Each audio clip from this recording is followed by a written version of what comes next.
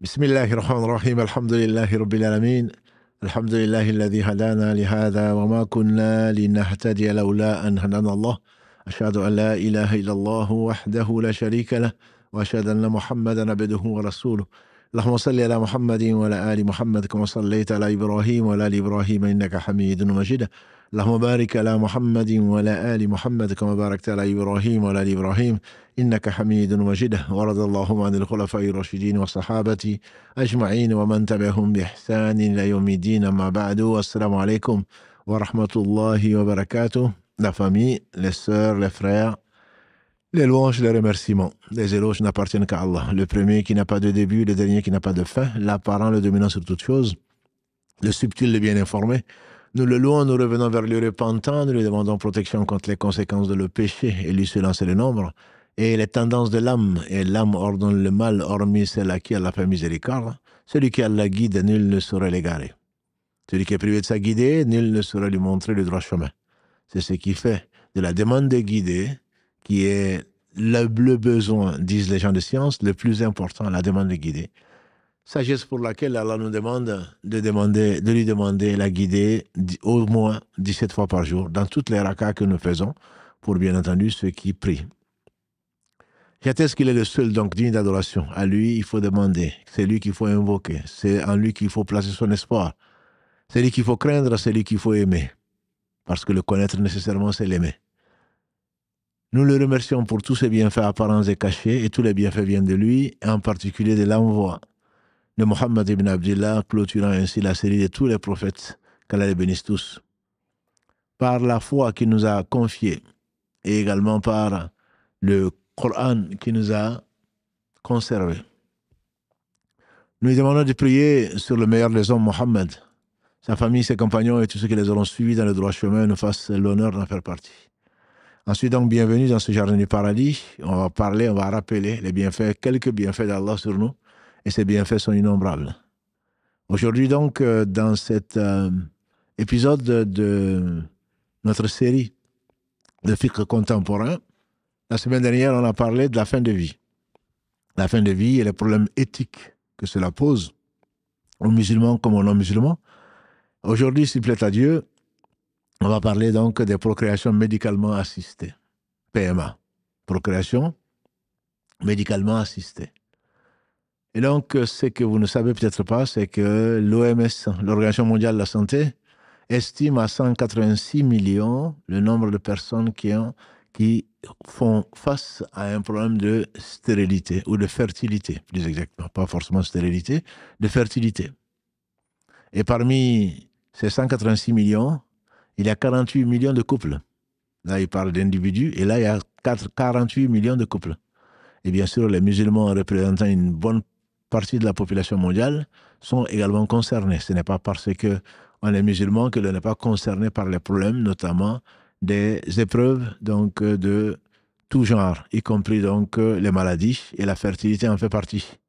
Allah subhanahu wa ta'ala nous rappelle que c'est lui qui fait ce qu'il veut, et que l'enfant n'est pas un droit. L'enfant n'est pas un droit, l'enfant est un don. Et une responsabilité à laquelle nous devrons répondre. À moins qu'Allah nous fasse miséricorde, nous fasse rentrer au paradis sans nous demander des comptes. L'enfant donc est un don d'Allah subhanahu wa ta'ala, c'est une amana, c'est un dépôt pour lequel nous devons donc rendre compte. Et c'est peut-être la sagesse pour laquelle Allah nous le rappelle. Dans la Surah 66, verset 6, Allah dit « Ya ayyuhalladhina amanu, ku anfusakum wa ahlikum nara wa quduha an-nas wal hijara » Ô vous les croyants, prenez les moyens de vous préserver, vous et vos familles ou votre famille, d'un feu dont les combustibles sont les hommes et les pierres. Donc les savants sont unanimes pour dire que pour protéger sa famille, pour se protéger soi-même, cela a besoin de la connaissance. De savoir qui est Allah, qu'est-ce qui amène au feu, qu'est-ce qui préserve du feu, qu'est-ce qui amène à l'agrément d'Allah, qu'est-ce qui amène à son amour. Ceci est une obligation, sinon, très certainement, on n'est pas mieux que les bêtes, qu'Allah nous préserve, à part que les bêtes seront jugés et ne seront pas récompensés, seront ensuite poussière. Donc, on a également vu la semaine dernière comment Allah subhanahu wa ta'ala est miséricordieux et qu'il a préservé ce qu'on appelle maqaïd al-sharia, les fondements de toutes les lois qu'Allah a révélées, notamment la dernière forme qui est dans le Coran, sont de 6. Et la semaine dernière, on a parlé de la vie. La vie l'emporte sur tout.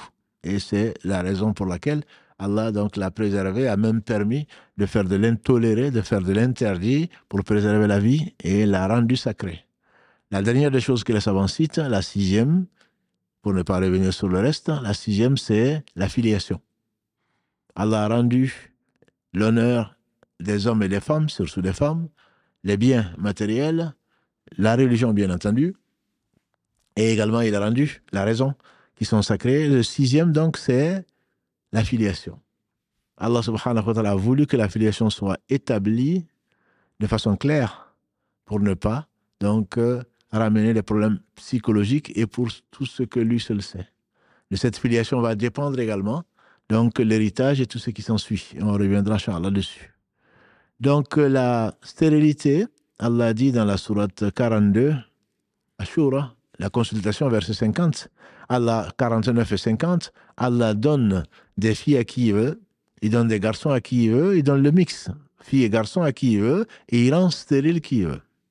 Pour dire quoi?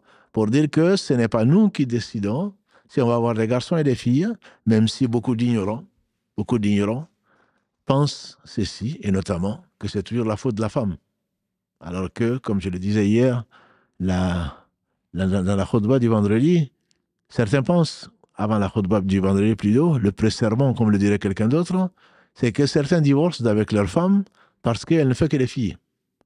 Alors qu'en réalité, scientifiquement prouvé, le chromosome qui est responsable du sexe, c'est le chromosome Y. Et il n'y a que l'homme qui a ce chromosome. L'homme a XY alors que la femme a XX. Et donc ça fait que si on doit blâmer quelqu'un, on ne doit blâmer personne, mais s'il y a quelqu'un qui est responsable, Dieu est la cause première de toute chose, s'il y a quelqu'un qui est bien responsable, c'est bien donc l'homme qui est responsable de ne pas avoir, entre guillemets, de garçon, bien que, comme on le sait, la fille n'est pas le garçon, et la fille peut être supérieure à un garçon, le garçon peut être supérieur à une fille, et chez Allah subhanahu wa ta'ala, le meilleur, le plus anobli, c'est chez lui, c'est le plus pieux. Donc, ce sont des traditions qui ont bon dos, au point que les Arabes d'antan enterraient les filles vivantes, ayant honte d'avoir des filles et recherchant des garçons. Mais il y en a qui sont encore plus éprouvés, qui n'ont pas d'enfants et qui sont passés par des procédés et des procédés depuis longtemps. Dans l'idole du temps de la Jahiliya, de la première ignorance, des gens allaient soit fermer les yeux dessus, soit ignorer que parfois, parce qu'ils n'ont pas eu d'enfants pendant quelque temps, qui soupçonnaient toujours la femme, bien sûr, que c'est elle qui est stérile, allait épouser d'autres femmes pour avoir des enfants ou pour avoir des garçons parce qu'elle n'a que des filles. Alors, parce que c'est vraiment l'ignorance, tant d'un point de vue scientifique que d'un point de vue autre. Mais, ou alors, la femme craignant d'être divorcée parce qu'elle n'a pas d'enfant. Malheureusement, dans les belles familles se mêlent de ce qui ne les regarde pas. Et j'en connais plus de sœurs qui se plaignent. Leur souci, ça devient un cauchemar, c'est de ne pas avoir d'enfant. 1 mois après le mariage, 3 mois, sans pudeur, les belles sœurs sont envoyées ou presque. La belle-mère même va parfois leur demander « Et alors, qu'est-ce que vous attendez ?» Qu'est-ce que vous attendez? Comme si c'est entre leurs mains. Alors que la femme ne cherche qu'une chose, l'instinct maternel, c'est d'avoir des enfants. Et Allah l'a voulu. Allah l'a créé entre autres. Et lui a donné cette fonction-là. Et donc, sans pudeur, elle se retrouve donc sous le feu sans pudeur de la part, bien sûr, de ces intrusions dans sa vie personnelle. Et elle va se retrouver donc avec des problèmes, des soucis particuliers. Et de ce point de vue, puisqu'elle n'ose pas faire des analyses, ni quoi que ce soit, parfois, les gens ont été jusqu'à utiliser le sperme. Donc, ils ont fait l'insémination hétérologue, le sperme d'un autre homme que l'on sait fécond, qui ont pu soit le vendre, le sperme, soit qui ont pu le donner gratuitement. Et il y a ces femmes qu'on appelait des dayas, qu'on aurait dit aujourd'hui des sages-femmes, mais elles ne sont pas du tout sages. des femmes, vieilles femmes, qui sont expérimentées et donc qui recueillaient plutôt le sperme donc d'hommes féconds et qui le donnaient à cette pauvre femme qui ne sait pas ce qu'elle est vraiment, elle est en train de jouer avec le feu. Et donc qui va profiter de la période de fécondité et qui va donc placer ce sperme-là qui pourrait lui permettre de concevoir. C'est l'un des pires péchés, c'est d'amener dans une famille un enfant qui ne fasse pas partie, qui ne vienne pas du mari. Et de l'attribuer, de lui donner le nom, et le mari tout content, entre guillemets, de sa fertilité, de sa virilité, par ignorance, donc va être le père officiellement en tout cas, d'un enfant qui n'est pas de lui. Et malheureusement, encore de nos jours, ceci arrive, quand il y a de l'adultère avéré, et ça c'est sûr, même dénonciation, en tout cas vis-à-vis de l'imam, dénonciation, donc de ces personnes-là qui ont fait ça, et qui sont tombées enceintes d'autres que leur mari, mais qui n'osent pas, par crainte donc de la honte devant le monde entier, mais il y aura un jour où tout sera étalé. Et on ne peut pas refaire le monde, on ne peut pas revenir en arrière. Il faut craindre Allah subhanahu wa ta'ala. Non seulement on fait de la fornication, que dis-je, de l'adultère, parce qu'il n'y a même pas ce besoin-là d'un célibataire ou autre, cela ne justifie rien, en rien de toute façon, de faire la fornication. L'islam va jusqu'à interdire la masturbation, parce que c'est une question qui est parfois posée, à laquelle on n'a pas encore répondu. La masturbation, la majorité des savants disent qu'elle est interdite à cause des premiers versets de la sourate 23. Allah dit وَالَّذِينَ هُمْ لِفُرُوجِهِمْ حَافِظُونَ إِلَّا عَلَى أَزْوَاجِهِمْ أَوْ مَا مَلَكَتْ أَيْمَانُهُمْ فَإِنَّهُمْ غَيْرُ مَلُومِينَ فَمَنِ ابْتَغَى وَرَاءَ ذَلِكَ فَأُولَٰئِكَ هُمُ الْعَادُونَ. Et donc, c'est Allah dit dans la sourate 23, les croyants. Donc, ceux qui préservent leur chasteté à leur femme, ce que leur mère possède, et dans ce cas, ils ne sont pas à blâmer. Celui qui dépasse ce stade, celui-là est considéré donc comme quelqu'un qui a transgressé. La plupart des écoles, la plupart des savants des écoles disent que c'est interdit. Dans une des écoles, l'imam Ahmad, qu'Allah lui fasse miséricorde, ils disent que c'est plus que déconseillé. Et ce ne serait toléré, encore une fois, je ne dis pas permis, ce ne serait toléré qu'au cas où la personne est sous pression et va forniquer, il y a l'imminence de la fornication qui est là. Si elle ne fait pas ça, elle risque de faire une agression, elle risque de violer, elle risque de faire la zina, aller jusqu'au bout donc de ses intentions, etc. Et là, bien entendu, ils disent également qu'il faudrait que ce soit ponctuel et que ceci ne soit pas du tout une habitude que les gens prennent, etc., etc. Mais ça, c'est toléré dans l'extrême limite. Donc, si l'islam interdit ça, que dire alors de l'adultère? De l'adultère qui est, comme vous le savez, soit pour le marié, l'adultère c'est pour le marié, avec des sanctions prévues par la charia, et également même pour quelqu'un, pas pour un célibataire. Donc, c'est pour dire que l'islam, alhamdoulilah, préserve l'honneur, préserve la filiation. Ça fait partie donc des choses fondamentales que Allah subhanahu wa ta'ala a instituées. Au point que il y a un champ génital qui est défini. Comme par exemple, quand il y a même par rapport à un divorce. Même par rapport à un divorce, le prophète sallam a interdit de divorcer une femme avec qui on a des relations. On a eu des relations intimes. Si divorce il y a, après les différentes étapes, si on n'y arrive pas, quand on décide de se séparer, il faudrait que ce soit après. Il ne faudrait pas que ce soit quand la femme a ses menstrues, parce que ça va retarder son délai de vigilité. Il ne faudrait pas non plus que ce soit après, dans un cycle, au cours d'un cycle pendant lequel on a eu des relations. Celui qui le fait a désobéi au prophète sallallahu alayhi wa sallam. Et donc, malheureusement, il y a beaucoup de cas comme ça, et beaucoup de sœurs qui ne veulent pas divorcer, entre guillemets. Des hommes qui les envoient promener, et elles sont là en train de s'accrocher encore. Et qu'Allah bénisse nos sœurs et nos femmes, dans qui Allah a créé ces sentiments-là. Et donc, oui, j'avais eu mes menstrues, mais l'avis majoritaire des savants, je dis bien majoritaire, les savants, c'est qu'il y a eu le péché, mais le divorce est également valable. Le divorce est valable. Il y a quelques savants, comme le Cheikh Uthaymin ou d'autres, qui disent que puisque c'est un péché, donc ce n'est pas valable. En état de menstru et également après avoir eu des relations conjugales, pendant cette période-là, il faudrait attendre qu'elle ait ses menstrues, qu'elle soit purifiée de ses menstrues si on veut vraiment divorcer. D'ailleurs, certains savants disent que justement, dans cette période, puisque pendant un état de menstru, on n'a pas le droit d'avoir des relations conjugales dans l'islam, et donc il se peut que la personne ou que la femme ait des états hormonaux qui l'amènent à agir d'une certaine façon, ou que l'homme, frustré, soit plus vulnérable et soit plus énervé et qui se permette de mettre fin à une vie de couple qui parfois date donc des dizaines d'années. Pour revenir donc à notre sujet, il y a un champ, je disais, donc génital qui est respecté. Allah dit à la femme qui est divorcée, il y a un délai de viduité de 3 mois. 3 mois pour au moins 2 sagesses. La première sagesse, c'est qu'ils restent ensemble, ils vivent ensemble sous la responsabilité donc du mari, l'ex-mari qui est quand même encore le seul qui peut revenir à la femme pour la reprendre.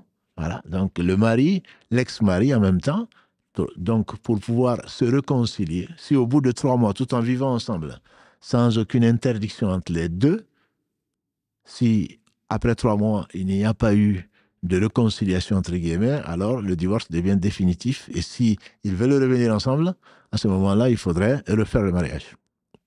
L'autre raison, c'est qu'il n'y avait pas d'analyse médicale, et même s'il y en avait, même aujourd'hui il y en a, c'est un délai également pour voir si la femme était enceinte ou pas, pour ne pas mélanger qu'elle se remarie avec quelqu'un d'autre, ou qu'elle ait des relations en dehors du mariage avec quelqu'un d'autre, dont on ne connaît pas le père.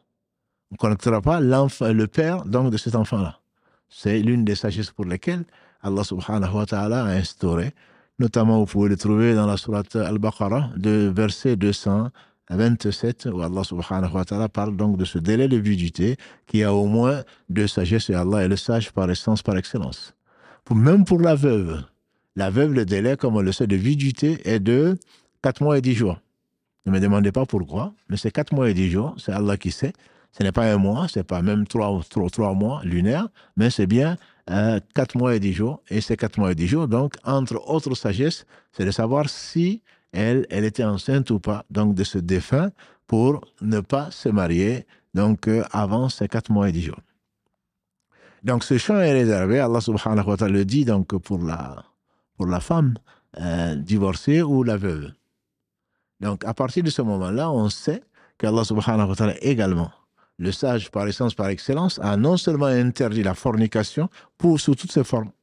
On appelle en français fornication ce qui concerne les personnes mariées ou non mariées, surtout non mariées, et on appelle adultère en français quand la personne est mariée. Dans l'islam, c'est az-zina. Donc c'est la fornication qui concerne les deux, tout type, entre guillemets, de relations sexuelles en dehors donc d'un cadre légal qui est le cadre dans l'islam, qui est le mariage. Et Allah dit, subhanahu wa ta'ala, dans la sourate Al-Isra 17, verset 32, وَلَا تَقْرَبُوا الزِّنَا. Ne vous approchez pas de la fornication, sous toutes ses formes. Ne vous approchez pas. Mais le prophète sallallahu nous a dit que au fils d'Adam est lié une forme de zina qu'il ne peut pas éviter. La zina des yeux, c'est le regard. Tu as beau bosser le regard, tu regardes, tu es attiré, tu vois plutôt, tu es attiré. La fornication des oreilles, a-t-il dit, c'est lui. C'est l'écoute. La fornication de la main, c'est le toucher. La fornication du pied, c'est la marche vers cet objectif, donc illégal. Et le cœur, il espère aller jusqu'au bout de la fornication, mais il n'y a que le sexe qui confirme ou qui infirme donc cette intention-là. Donc, tout ce qui est maîtrisable, entre guillemets, c'est ce qu'on appelle, les savants appellent parfois le lamam, à laquelle fait allusion Allah subhanahu wa ta'ala dans la sourate Al-Najm, donc il interdit de se rapprocher donc des péchés capitaux, et donc, sauf le lamam, qui n'est pas un péché capital pour l'explication générale, mais qui est donc les fautes légères, entre guillemets, que l'on ne peut pas éviter. Et c'est l'exemple notamment de la fornication des yeux, de lui, etc., que l'on donne un exemple. Donc, Allah dit Wala taqrabu zina. C'est l'un des versets les plus centraux qui définissent donc la procréation médicalement assistée. Donc, il y en a plusieurs formes. La procréation médicalement assistée n'est pas dans l'islam le fait de faire ce que l'on veut. Une permission à la licence. La procréation ou les procréations médicalement assistées sont là pour guérir ou trouver une solution à une maladie qui est ici, dans ce cas donc, on disait, qui est la stérilité, l'infertilité, parce qu'Allah fait ce qu'il veut, parce qu'il nous met à l'épreuve. Qui va accepter la situation dans laquelle Allah l'a créé et qui va croire qu'il est sage malgré tout, qui ne va pas aller donc faire de l'interdit pour arriver à ce qu'il aime et pour satisfaire ses passions. On a dit, on le répète, verset 2 de la sourate 67, que vous lisez tous les soirs, c'est « Liyabluwakum ayyukum ahsanu amala » afin de vous mettre à l'épreuve pour distinguer, pas pour voir, lui il le sait, pour distinguer celui d'entre vous qui est ahsanu amala, qui donc va faire les meilleures actions.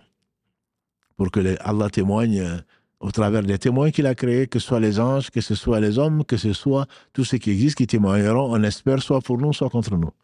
Donc, dans cette mesure-là, Allah rend stérile qui il veut, comme on l'a vu dans la sourate 42, verset 50, il rend stérile qui il veut. Est-ce qu'on va l'invoquer, comme l'a invoqué Zacharia, alayhi salam, le prophète Jashari, dans la sourate 3, comme dans la sourate 19, Allah revient sur ça, alors que sa femme était stérile, et Allah lui a donné, et comme Sarah, entre autres dans la sourate 51, verset 29, Allah subhanahu wa ta'ala nous dit, comment il a annoncé à Sarah, donc et à Ibrahim, à Sarah en particulier, alors qu'elle était stérile.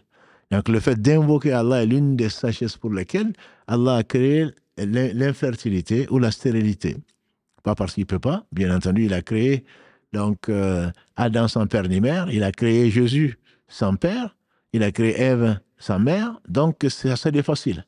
L'invocation est une des choses les plus aimées d'Allah, et le prophète sallallahu alayhi wa sallam a dit Ad-du'a huwa al-ibada. Si tu veux connaître vraiment l'adoration, c'est l'invocation. Allah te met dans une situation pour l'invoquer, il aime que son serviteur l'invoque. Et il met en garde des menaces de l'enfer ceux qui, par orgueil, ne l'invoquent pas. Pourquoi tu l'invoques? Parce que tu sais qu'il existe. Tu sais qu'il est omnipotent. Tu sais qu'il est omniscient. Tu sais qu'il t'entend. Tu sais qu'il fait ce qu'il veut. Tu sais qu'il est généreux. Tu sais qu'il est riche. Ce que tu lui demandes, qu'il pourrait te le donner ou pas. Donc cette bonté, cette miséricorde, cette richesse, tous ces attributs-là viennent en tête quand tu vas invoquer, parce que personne d'autre ne peut te donner d'enfant, ni un pseudo-saint sur lequel tu vas perdre ta religion, aller dans un mausolée ou je ne sais où, pour aller demander à un homme, de surcroît à un mort, l'invoquer pour te donner un enfant. C'est quelque chose ça fait sortir de l'islam, ça fait partie des annulatifs de l'islam, qu'Allah subhanahu wa ta'ala nous en préserve. C'est vraiment la forme, ça fait partie des formes les plus graves du polythéisme, et on sait que Allah pardonne tous les péchés, sauf de lui avoir associé ou de lui associer quoi que ce soit, et mourir, bien entendu, avant de se repentir de cela. Donc, cette fornication est interdite, et Allah a mis donc dans cette épreuve d'infertilité une possibilité donc de se guérir, comme l'a dit, et de guérir plutôt. C'est lui seul qui est le guérisseur. Le prophète sallam nous dit qu'Allah n'a pas fait descendre une maladie sans faire descendre le médicament. Qu'on le connaisse ou qu'on ne le connaisse pas, dans une des versions. Que l'on le connaisse aujourd'hui, on parle de maladie incurable aujourd'hui. Mais demain, s'il plaît à Allah subhanahu wa ta'ala, il montrera à qui il voudra donc les médicaments. On ne peut pas dire que cette maladie est incurable. De l'absolu, c'est du mensonge. Mais relativement, on peut dire que c'est une maladie qui est incurable aujourd'hui. Comme des maladies, on découvre. Et bien entendu, comme on ne savait pas que c'était des maladies, on n'en connaissait pas non plus donc les remèdes. Donc, il n'y a pas de maladie sans remède. C'est pour cela que le croyant et le musulman va chercher à guérir. Et ça devient une adoration. Sachant que le corps et le reste, ce sont des dépôts. Et donc, il faut en tenir compte. Il faut les soigner. Et donc, quand on est malade, on doit, l'avis le plus pertinent, c'est qu'on doit se soigner et pas se laisser ou laisser souffrir. Non, non, moi je préfère souffrir comme ça va m'enlever des péchés. Des péchés, Allah t'a donné et te donnera d'autres occasions pour te les faire pardonner, au travers de la prière, au travers de la générosité, au travers de ce que Allah subhanahu wa ta'ala aime et agrée, qu'il a révélé donc à son prophète sallallahu alayhi wa sallam. Quelqu'un qui est malade, ce n'est pas une honte d'être malade. Quand on est malade, c'est qu'on n'a pas choisi. Et donc, c'est une épreuve, il faut chercher à se soigner. Avec les moyens, alhamdulillah, avec le progrès de la science, Allah a permis donc de faire des choses que l'on ne savait pas faire. Et entre autres, donc, des moyens, des techniques incroyables qui permettent aujourd'hui donc de tenter, je dis bien de tenter, puisque c'est Allah qui crée, de tenter donc d'avoir une progéniture ou d'avoir des enfants. Parmi ces techniques, bien entendu, il y en a qui sont permises et d'autres qui ne le sont pas. Procréation médicalement assistée, ce n'est pas seulement la FIV, ce n'est pas seulement l'insémination. Il y a bien d'autres choses, comme la greffe d'utérus, comme la greffe des testicules, comme la greffe des trompes, donc des Fallope, ou d'autres choses, je ne vais pas rentrer dans les termes scientifiques, comme également le don d'ovule, l'implantation, les mères porteuses, l'implantation carrément de fœtus, donc, et bien d'autres techniques. Donc il faut savoir que ce que l'islam accepte, c'est toujours dans le cadre du mariage. C'est-à-dire, il y a une question de fertilité, il y a une maladie derrière, mais ce n'est pas le fait qu'une femme célibataire veut avoir un enfant. L'islam ne l'accepte pas. Un enfant est conçu dans un cadre légal et dans un cadre donc familial. Donc le fait de pouvoir avoir, soit de porter un fœtus qu'on implante ou par des relations qui dans l'islam ne sont pas autorisées, ce ne sont pas des choses, c'est démédicalisé. Donc il n'y a plus de médecine derrière, il n'y a plus d'intérêt médical pour soigner donc un mal.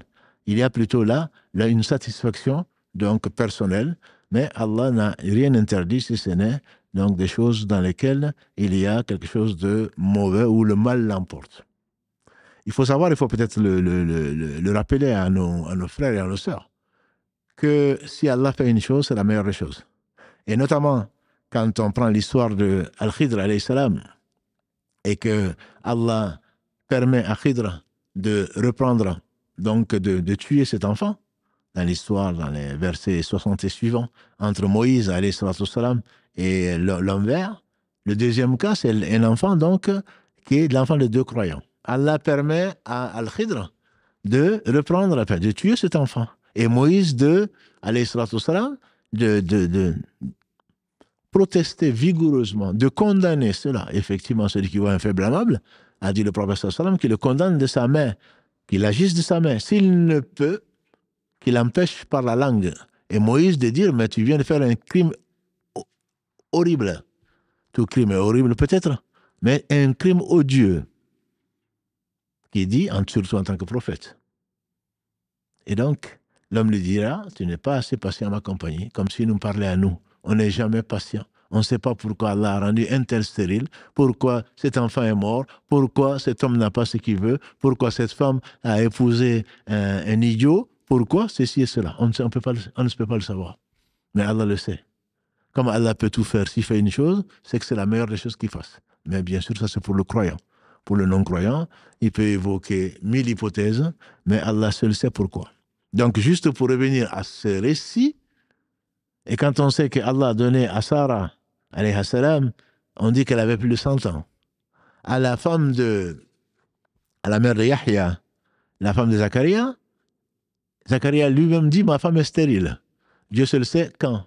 Après une ménopause, bien plus que la ménopause. Sarah s'étonne parce qu'elle est vieille. Donc, en théorie, elle ne peut pas enfanter. Mais si Allah lui a donné, c'est bien parce que il sait quand il fait ce qu'il veut, mais il sait quand et pourquoi. C'est la raison peut-être pour laquelle Al-Khidr, il dit, cet enfant, s'il avait grandi, Allah lui a dit, bien sûr, s'il avait grandi, il allait être non-croyant, entraîner ses deux géniteurs croyants en enfer. Donc, si Allah rend quelqu'un stérile, ça ne veut pas dire qu'il ne faut pas chercher. Il faut chercher à se soigner. Mais si en stérile, c'est qu'il y a une sagesse derrière. C'est pour cela que les meilleurs d'entre nous patientent et invoquent Allah subhanahu wa ta'ala, mais on a le droit, parfois je dirais même le devoir de se soigner. Quand ça atteint la vie, c'est se soigner. Mais celui qui patiente pour une chose qui n'est pas indispensable à sa vie, et qui croit en Allah subhanahu wa ta'ala, c'est certainement mieux pour lui. Donc tout ceci, c'était juste pour dire que Allah ne fait que le meilleur. Donc il y a l'insémination, donc l'insémination homologue ou hétérologue. Homologue, on le fait homologue, c'est-à-dire dans le couple, à l'intérieur du couple. L'insémination homologue est permise dans l'islam et l'insémination hétérologue est interdite.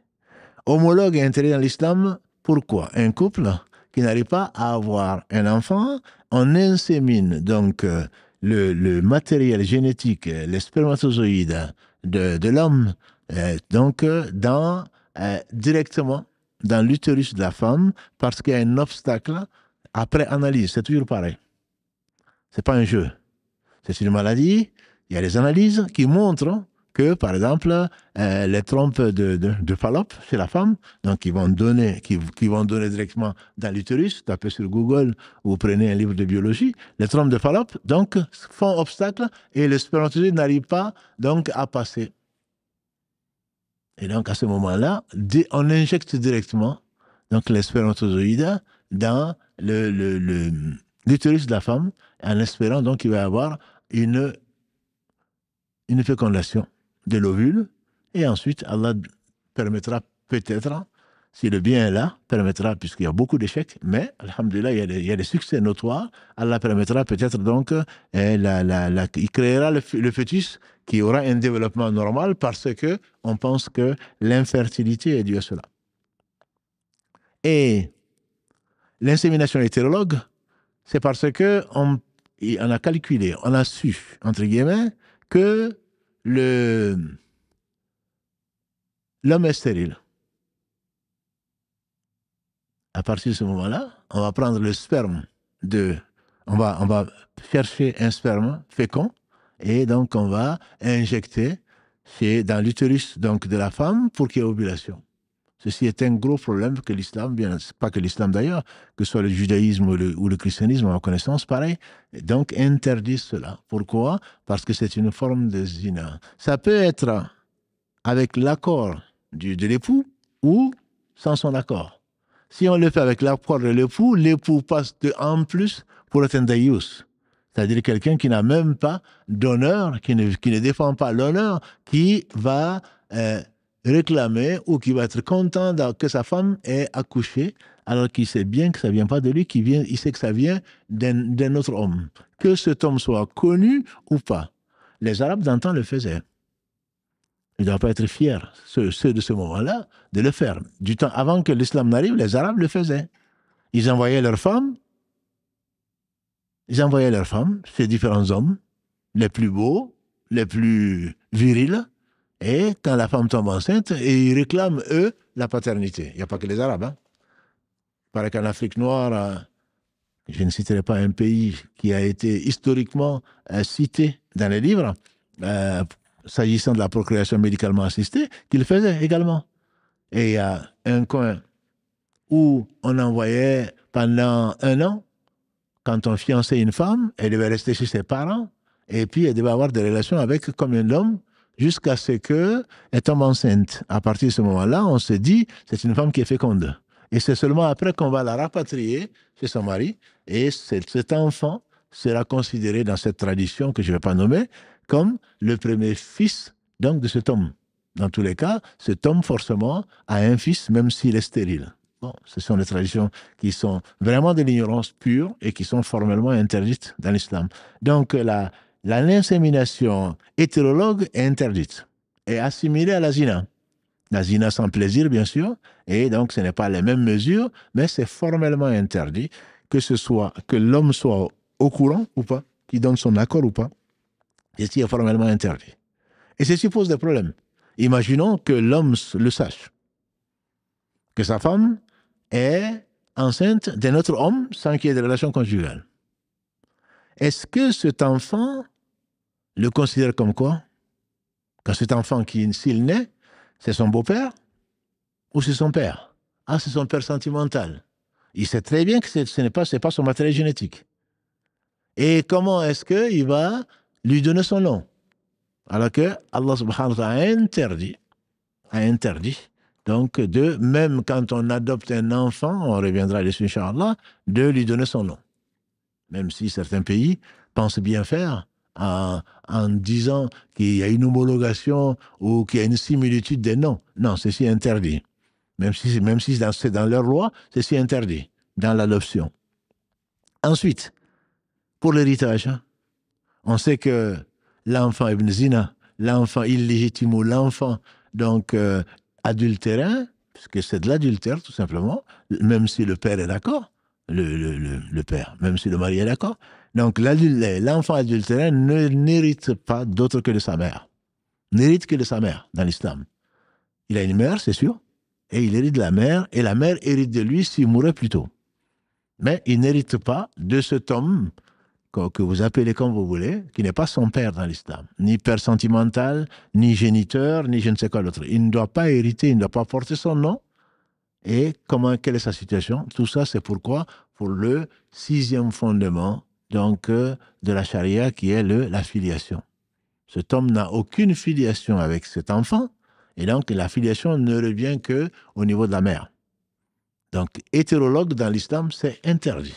Pour cela et pour d'autres, et c'est une forme donc de zina. Et Allah dit, voilà, takarabu zina, et ne vous rapprochez pas donc de la fornication sous toutes ses formes. Et ça, c'est donc l'insémination. Il y a également ce qu'on appelle donc la FIV. La FIV, c'est la fécondation in vitro. Fécondation in vitro, on rajoute parfois la FIVette, c'est-à-dire que fécondation in vitro et transfert donc de gamètes ou transfert. Donc voilà. On appelle ça FIVette parce que on arrive même, ce n'est pas seulement la trompe, les spermatozoïdes de l'homme sont déficients, soit leur mobilité est très faible pour pouvoir, puisque vous qui connaissez un peu donc l'embryologie ou même un peu de biologie, les spermatozoïdes, une fois donc émis dans le sperme, vont concourir pour aller vers l'ovule, et donc il faudrait une certaine vitesse. Et certains spermatozoïdes, si tous sont comme ça, donc ont une vitesse trop lente et ne peuvent pas atteindre l'ovule. Et donc, comme si c'est le cas, il n'y aura jamais fécondation, sauf si Allah, subhanahu wa ta'ala, qui fait ce qu'il veut, sauf s'il le décide autrement. Mais en général, la règle, biologiquement, c'est que ce n'est pas possible. Et comme ce n'est pas possible, ce n'est pas un obstacle, entre guillemets, de la trompe de Fallope dont je parlais tout à l'heure, c'est plutôt une question de physiologie. C'est intrinsèquement, le spermatozoïde ne peut pas atteindre l'ovule. Donc là, ce qu'on va faire, on va prélever du sperme de l'homme, et on va prendre donc l'ovule de la femme et on va les féconder. Ensuite, on va l'implanter directement. Donc, ce n'est pas une insémination. On va l'implanter. C'est pour ça qu'on parle de fécondation in vitro, c'est-à-dire dans un tube à essai. On va prélever le sperme de l'homme et on va le mélanger avec l'ovule de la femme et on va, avec beaucoup de risques, bien entendu, c'est très délicat, et on va l'implanter donc dans l'utérus de la femme. Si Allah veut, ça devient un fœtus. Donc ça également, ça ne peut se faire que dans le cadre d'un couple. C'est homologue. C'est homologue. On va transférer donc cet ovule fécondé chez la femme. Et si Allah veut, ça devient ceci et cela. Et sachant qu'il faut respecter certaines conditions, notamment la précision que ça vienne vraiment du couple. Et a priori, on fait entièrement confiance au personnel médical qui le fait. Et également, il faudrait que le sperme recueilli ne soit pas par masturbation. C'est la femme qui le recueille, c'est-à-dire des relations conjugales, je dirais, presque normales. Et là, on va revenir à ce qu'on a dit la semaine dernière, le azl. C'est-à-dire que le mari se retire et n'éjacule pas. Et c'est à ce moment-là que, quand il doit éjaculer, que la femme récupère ça et donc le donne au personnel, etc., pour ensuite donc l'implanter dans son utérus, et si Allah le veut, puisqu'il y a plusieurs essais, ceux qui ont été éprouvés par cela savent de quoi je parle. Ce n'est pas la première fois forcément que ça marche. Bon, ils vont jusqu'à 3 essais en général, et si ça ne marche pas, alhamdoulilah, les gens se consolent comme ils peuvent. Donc il faut que ce soit toujours homologue dans le couple. Ce qui est hétérologue, prendre du sperme d'une banque de sperme et féconder un ovule de sa femme pour ensuite l'implanter dans son utérus, ceci est de la fornication, c'est de l'adultère même, ceci est interdit dans l'islam. Je ne connais pas de divergence entre les savants, ceci est interdit dans l'islam. Il y a une autre forme, je ne dirais pas qui est pire, ou presque, c'est le fait de prendre, puisque c'est une autre maladie, on sait que même s'il y a fécondation, il y a beaucoup de fausses couches. Donc il se peut que l'utérus, de par sa composition, n'arrive pas à accueillir un fœtus. Et qu'il y a chaque fois, bon, on va parler de bien sûr de sorcellerie, on va parler de djinn, on va parler de ce que l'on veut, bref, ceux qui y croient et ceux qui n'y croient pas, toujours est-il que quand on constate qu'il n'y a pas de grossesse, qu'il n'y a pas eu de grossesse plutôt, à ce moment-là, plusieurs fois, les gens ont eu l'idée de chercher des mères porteuses. C'est-à-dire qu'on va prendre le sperme de l'homme, on va prendre l'ovule de la femme, on va faire une fécondation, et comme l'utérus n'arrive pas, de cette femme en question n'arrive pas donc à permettre le développement du fœtus, on va l'implanter chez une autre femme, qu'on appelle les femmes porteuses, et vous avez entendu ou pas beaucoup d'histoires par rapport donc à ces gens qu'on va payer. Il y a aux États-Unis un laboratoire qui proposait 30 000 dollars, 12 000 pour la femme porteuse pendant 9 mois, voire plus. Et ensuite, elle va livrer une marchandise. Bon, on se doute bien que c'est quelque chose, c'est qu'on appelle donc les loueuses d'utérus. Elles le louent pendant 9 mois, 10 mois, et ensuite, quand l'enfant sort, elle le redonne à ce couple-là. Et il est arrivé que cet enfant soit handicapé, et bien sûr, le couple le refuse. Il refuse, non, c'est pas ce qu'on voulait, c'est à cause de toi que l'enfant est devenu handicapé, etc., etc. Ils ont fait des procès. Voilà. Donc ça, ce sont des choses que, comme on peut l'imaginer, on le verra, Inch'Allah, avec les dons d'organes, il faudrait que ce soit gratuit, bien entendu, et là, ce n'est pas permis. Ce n'est pas un instrument, ce n'est pas une marchandise, l'enfant, que l'on va vendre, et donc que l'on va mettre un fœtus dans une autre femme, qui est sa vraie mère. Ta vraie mère, c'est laquelle? C'est celle dont le matériel génétique a conduit à la naissance de cet enfant, ou alors c'est celle qui l'a porté. Il est même arrivé que la femme qui ne faisait que pour de l'argent, bien entendu c'est interdit, une fois que l'enfant est né, qui a goûté à la grossesse et à la maternité, qui refuse de donner cet enfant-là à cette femme et cet homme qui ont commandé, entre guillemets, parce que c'est vraiment une commande, quoi. Comme on va sur une plateforme, voilà, et sans citer le nom de cette plateforme, pour commander ceci et cela, de telle couleur, avec aux yeux bleus, les cheveux blancs, et de telle taille, une fille, un garçon, etc. Là, ça devient de l'eugénisme, comme on l'a dit la semaine dernière, c'est-à-dire c'est ceux qui, les nazis ou d'autres, qui considèrent qu'il y a une supériorité d'une race par rapport à une autre, et qui préfèrent les hommes, les garçons plutôt par rapport aux filles, etc., etc., de telle couleur, de telle taille, de telle menstruation, etc., etc. Bien entendu que personne, officiellement en tout cas, ne l'accepte, et pour des raisons justement éthiques. Donc ça, c'est formellement interdit, même si la fécondation a été faite avec les spermatozoïdes du mari, avec l'ovule de la femme.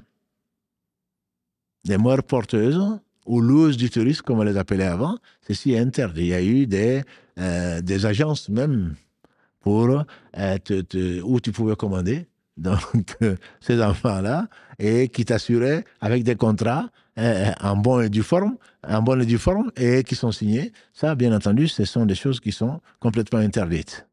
Et que dire alors? Que dire si c'est porteuse d'utérus? Il y a eu un cas en Afrique du Sud, pour les plus âgés d'entre nous, où une grand-mère a porté le fœtus de sa fille et de son beau-fils. C'est un cas qui remonte à 30 ans maintenant, qui a été très célèbre pour les plus anciens d'entre nous. La grand-mère a porté à quel âge? Elle a porté le fœtus de sa fille qui n'allait pas avoir d'enfant et de son beau-fils. Cet enfant, à qui il appartient? La filiation, c'est qui sa mère? De qui il hérite? De son beau-père, parce que c'est pas son père? De sa mère génétique ou pas?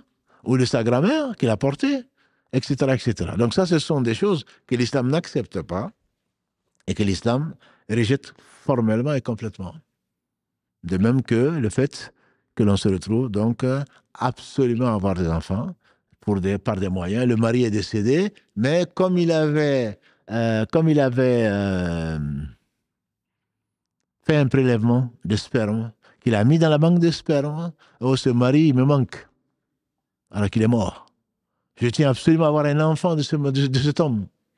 Ou après un divorce, demander, réclamer donc le sperme de son ex-mari et pour pouvoir l'implanter, pour avoir des enfants absolument de celui que tu considères comme indispensable à la vie, et Dieu l'a rappelé, ou en tout cas il y a eu divorce, etc., etc. Donc ça c'est la règle générale.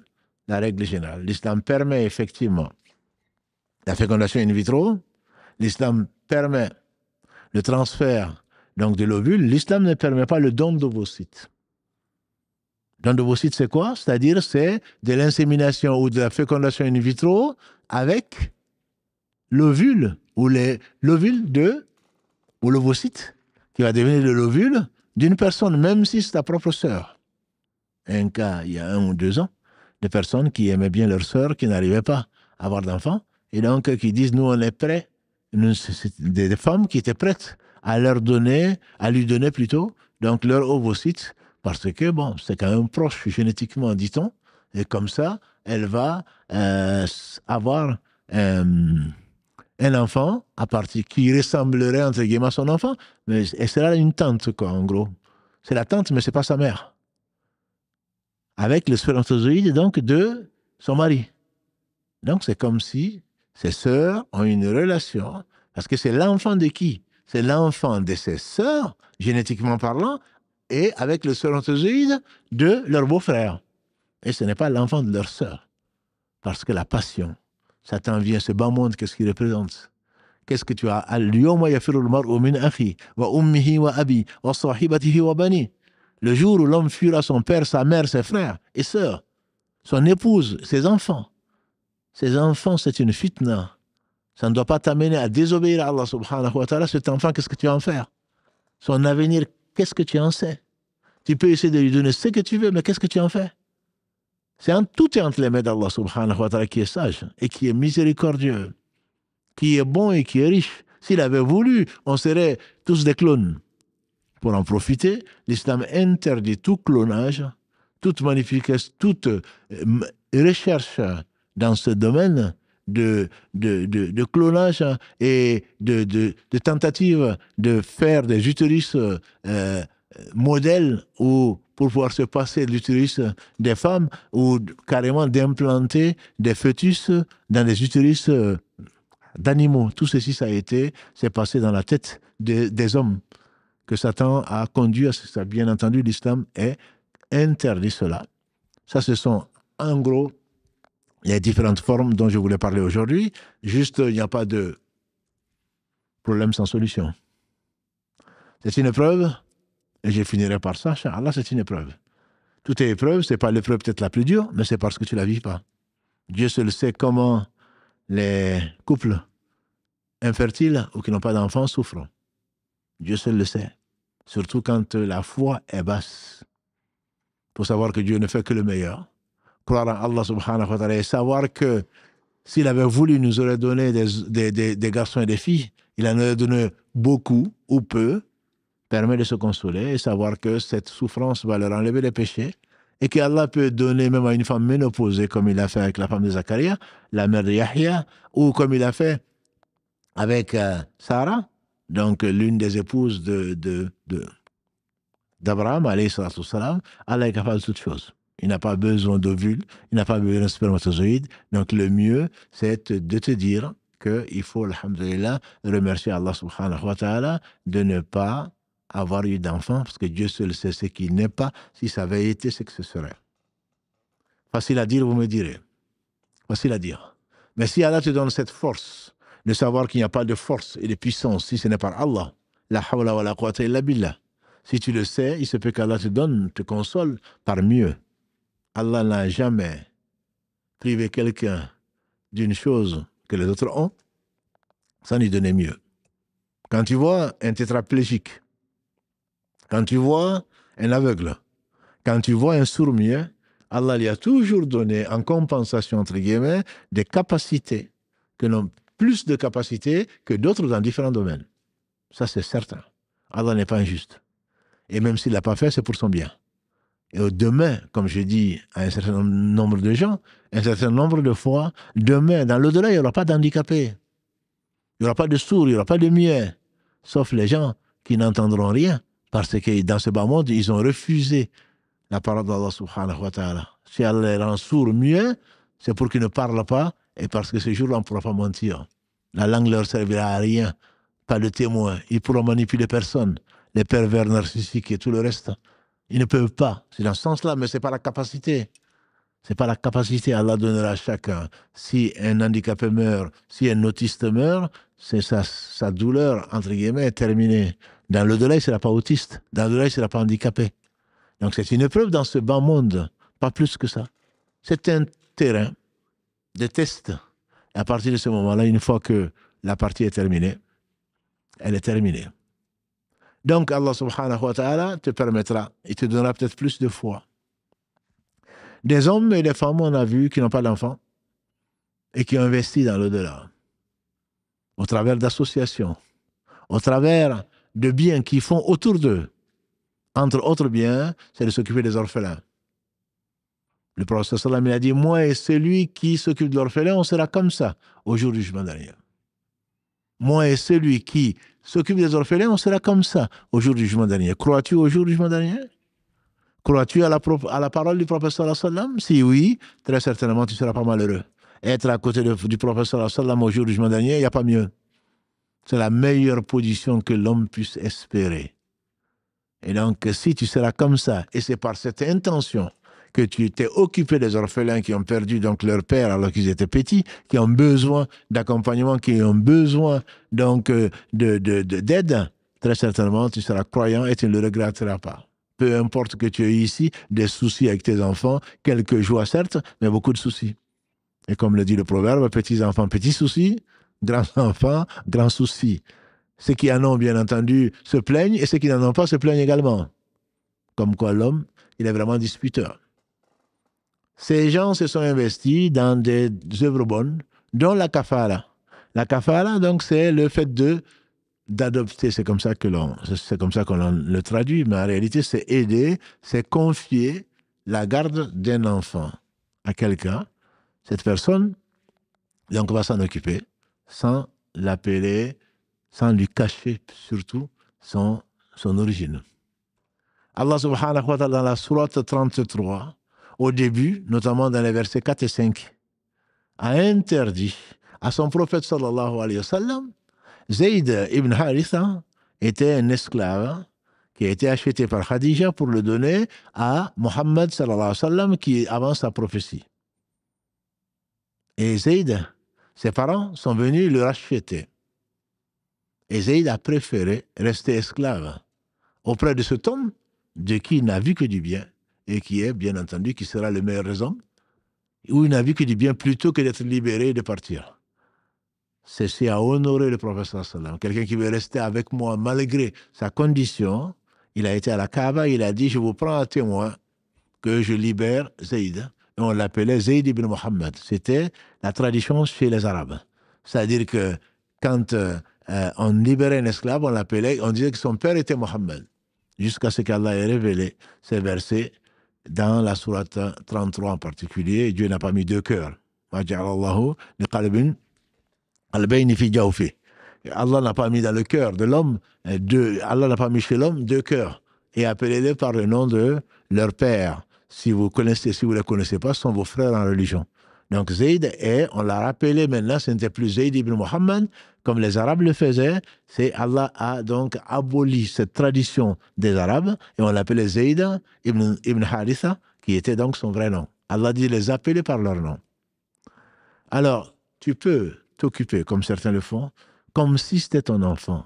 Et si ton intention est bonne, tu ne veux pas avoir un nouvel esclave, et si c'est vraiment, tu veux le considérer comme ton propre fils, tu seras récompensé pour tout ce que tu auras fait. Et Inch'Allah, Allah subhanahu wa ta'ala te récompensera. Donc, Par contre, il n'y a pas d'héritage. Par contre, il n'y a pas d'héritage et il n'y a pas non plus le même nom. Pour confondre, ce n'est pas ton fils. Donc, c'est un enfant qui va grandir avec toi, dont tu vas t'occuper comme ton propre fils, puisque Allah exige l'équité et la justice et l'excellence. Donc, ça, c'est une possibilité également de faire. Il y a des gens, qu'Allah les bénisse, qui ont fait ça. D'autres se sont consacrés à autre chose, à écrire des livres et des livres dont nous profitons aujourd'hui, à planter ce qu'ils ont planté, à faire le sadaqa jariya, qui leur en profite et qui continuent peut-être de leur profiter. Ce n'est pas un enfant. Trois choses, a dit le prophète sallam. Trois choses servent après la mort de quelqu'un. Un enfant pieux qui prie pour toi. Une science que tu laisses. Et également, une sadaqa jariya. Si tu n'as pas d'enfant, et que Allah seul sait quels sont les enfants pieux, tu peux avoir comme un enfant, peut-être aucun pieux, qui ne va même pas penser à toi. Ils sont déjà en justice, avant même ta mort. Ne disons pas, ils sont au cimetière pour t'enterrer, ils ne se parlent même pas. Parce que ils ont l'intention. Ils sont déjà en justice, chacun a son avocat, pour ce que tu as laissé. Les maisons, les biens matériels. Et donc, ce n'est pas ceux-là qui vont penser à toi pour prier pour toi. La science que tu auras laissée, elle sera profitable. Qu'Allah bénisse Mohammed, sa famille, ses compagnons, par qui Allah nous a amené cette science-là. Chaque fois qu'on parle de ce dont nous parlons aujourd'hui, que d'autres en parlent, ça leur profitera. Chaque fois qu'on dira Abu Huraira a dit, Anas a dit, Abdallah ibn Abbas a dit, Abdallah ibn Amr ibn As, qu'Allah l'agrée ainsi que son père, ainsi que tous les compagnons, ça leur profitera parce que c'est par eux que Allah a voulu nous transmettre donc la science. Ce sont les héritiers des prophètes, alayhim salatu wassalam. Ou alors, tu as construit une mosquée, tu as construit une madrasa, tu as construit un hôpital, tu as planté des arbres. Tout ceci te profitera, peut-être plus que si tu avais des enfants.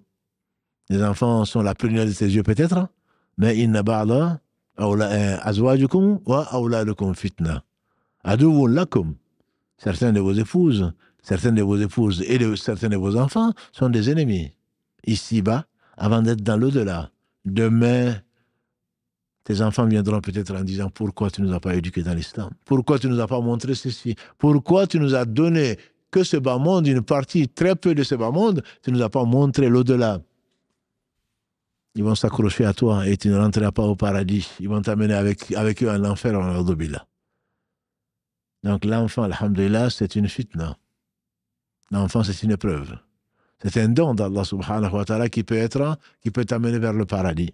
Comme c'est quelque chose qui peut t'amener vers l'enfer si tu ne lui donnes pas ses droits. Et Allah donne à tout un chacun ses droits. Donc la kafala est un des moyens. Donc l'adoption, pas complète, l'adoption en lui laissant, en lui expliquant quand il va grandir, également comment, donc d'où il vient, etc., etc. Mais tu le considères comme si comme tes propres fils si tu en avais, et si tu n'en as pas, les considérer, mais ils ne seront ni dans l'héritage, ni ils ne seront tes enfants. Enfin, il y a les pauvres. Et alhamdulillah, en Afrique noire, par exemple, je sais qu'il y a beaucoup. Ça renforce la fraternité. Parfois, c'est un manque de responsabilité. Quand la famille est grande, la famille de ton frère, de ton oncle ou d'autres, elle est grande. Et toi, tu es un peu plus favorisé d'un point de vue matériel. Tu prends un enfant ou deux de ta proche famille, de tes proches, que tu éduques. Et tu leur donnes tout ce que tu donnes à tes propres enfants. Quelque part, c'est un investissement également. Ça renforce la fraternité. Et on connaît dans nos familles beaucoup de gens qui ont, surtout les anciens. Aujourd'hui, une femme, deux enfants, ça suffit pour beaucoup. Non, la famille est grande, il y a de quoi manger, il y a de quoi boire, il y a de la joie, il y a de la baraka dans cette famille où on s'occupe des orphelins, où on s'occupe des pauvres, des enfants, de nos neveux, de nos petits-enfants même, je dirais, des enfants de nos frères et de nos sœurs. Et alhamdoulilah, c'est une très bonne tradition qu'il faut garder, mes frères et sœurs. Très bonne tradition qu'il faut garder. Pas parce qu'on nous l'impose, parce qu'Allah aime les gens qui s'occupent des pauvres. Allah aime que les meilleurs chez Allah, c'est ceux qui aident les autres. Si tu le fais en plus pour Allah, et ensuite pour le lien de sang, ça te comptera au moins double. Ça te comptera au moins double. Le prophète sallam, quand la femme de Ibn Mas'oud est venue la trouver avec d'autres femmes, Et elles n'ont pas pu rentrer parce qu'il était occupé. Ensuite, elles sont parties. Bilal dit, les femmes ont demandé, il dit, c'est qui? Quelle qui était là? On dit que c'était la femme d'Ibn Mas'oud. Et qu'est-ce qu'elle demandait? Elle demandait, est-ce que je peux faire une sadaqa à mon mari? Parce qu'il était pauvre. Le prophète sallam dit, lui. Il dit à Bilal, dis-lui que non seulement sa sadaqa, elle peut le faire, mais en plus, ça compte doublement. Une sadaqa que tu fais à quelqu'un, c'est une sadaqa. Une sadaqa que tu fais à un parent, ça compte double. C'est compté double. Pas pour demain en train de dire c'est moi qui t'ai fait. Le man annule complètement mes frères et sœurs. Et malheureusement, dans nos sociétés, c'est répandu. C'est moi qui t'ai donné les papiers. C'est moi qui t'ai fait venir en France. C'est moi qui t'ai donné ceci. C'est moi qui t'ai fait ceci. Et Allah, dans tout ça, sans Allah, tu n'existerais pas et rien n'existerait. Et Allah n'aime pas le man. Que le man provient de ces créatures. Moi, j'ai fait ceci. Moi, j'ai fait cela. Moi, je t'ai fait ceci. Il se peut que tout ce que tu as fait soit nul et non avenu. Donc, on s'arrêtera là, Inch'Allah, en espérant avoir fait le tour de la question. Et Mohamed Adda et Karim sont là pour donc, la suite de l'émission. Et si Mohamed, je pense qu'il nous manque tous, alhamdulillah, il va bien, je dirais. Il va bien, très occupé. Et il vous passe le salam. Et je pense que il nous manque comme nous aussi on lui manque. Donc Allah subhanahu wa ta'ala le bénisse et lui l'accompagne donc, dans ses préoccupations. Priez pour lui. Mais alhamdulillah, il va bien. Barakallahu fikum. Allô, salam alaikum. C'est bon, ça marche. Salam alaikum, Cheikh. Barakallahu fik pour ce cours très précis et concis, alhamdulillah. Et salam alaikum à nos frères, nos sœurs qui nous suivent, très nombreux. Barakallahu fikum encore une fois pour votre fidélité. Cheikh, j'ai notamment recueilli quelques questions et avant de te poser ces questions, j'aimerais juste très rapidement faire un petit rappel concernant la gestion des commentaires sur les réseaux sociaux. Alhamdoulilah, on a beaucoup de personnes qui envoient des commentaires. Donc, sachez juste que les commentaires, on les laisse ouverts uniquement pour que vous puissiez poser vos questions. Donc, juste petit rappel, des fois, on voit des personnes qui échangent entre eux, qui répondent à des questions qui sont posées. Alhamdoulilah, on a déjà répété à plusieurs reprises que les questions qui sont posées sont destinées au Cheikh pour que Cheikh puisse répondre et éviter de répondre parce que peut-être que même si vous avez la bonne réponse, Cheikh a travaillé, alhamdoulilah, même travaillé ensemble le contenu pour qu'il a mis dans un contexte aussi. Donc, il se peut que peut-être la réponse que vous apportez n'est pas juste par rapport à ce qu'il vient de dire. Donc, évitez, barakallahu fikum, de répondre aux questions. Et alhamdoulilah, c'est une équipe de travail. Donc, juste pour répondre à une personne qui dit nous, ce qu'on veut savoir, c'est ce que Cheikh a dit. Alhamdoulilah, on est aussi des modérateurs par rapport aux commentaires. Et si on vous rappelle, si on fait ces rappels-là, c'est pas pour vous embêter, c'est juste tout simplement aussi parce qu'on est responsable des commentaires que vous allez mettre sur notre chaîne, sur nos réseaux sociaux. À partir du moment où on vous donne l'opportunité de vous exprimer, on est responsable de ce que vous dites. Donc, barakallahu fikum, et comme nous, on est responsable en vérité de rien, c'est la mosquée. Donc, alhamdoulilah, c'est la mosquée qui est responsable. Donc, barakallahu fikum, juste de tenir compte de ces réactions qu'on vous fait, barakallahu fikum, et de ne pas vous vexer forcément quand on vous répond et qu'on vous dit d'arrêter d'échanger entre vous. Barakallahu fikum, c'était juste pour un petit rappel. Cheikh, je vais commencer par cette question-là. Tu l'as abordée, tu as parlé notamment des trompes par rapport à la fécondation. Et donc, il y a une personne, elle dit, quand les trompes sont bouchées, est-ce qu'on a-t-on les droits de les faire déboucher pour justement que ça fonctionne et qu'on puisse avoir un enfant? Alhamdulillah, on peut, bien sûr, si les trompes sont bouchées, si les médecins sont les premiers. Parce que c'est très délicat, hein? C'est très délicat. Je vous assure, mes frères et sœurs, quand on connaît, comme me disait un frère kiné, c'est tellement bien fait. Le corps humain était magnifique, c'est pas le seul. La création d'Allah est magnifique. Juste, comme le dirait le proverbe, un seul être te manque et tout est dépeuplé. C'est-à-dire qu'il suffit que tu aies mal quelque part pour que tout change, tout se mette en branle. Donc les médecins vont avant tout chercher la facilité ou le plus simple. Quand les trompes de Fallope sont bouchées, on va essayer de les déboucher quand c'est possible. Et quand c'est pas possible, à ce moment-là, c'est à ce moment-là qu'on va faire l'insémination. Si on peut le déboucher, bien sûr, c'est le plus simple. Ça, les médecins le feront. Mais s'ils font de l'insémination, c'est parce qu'il n'y a pas d'autre façon de faire, d'atteindre l'utérus, que donc, qu'en inséminant directement le sperme donc, dans l'utérus. C'est sûr qu'ils iront au plus, ils sont spécialisés, et ils iront au plus efficace.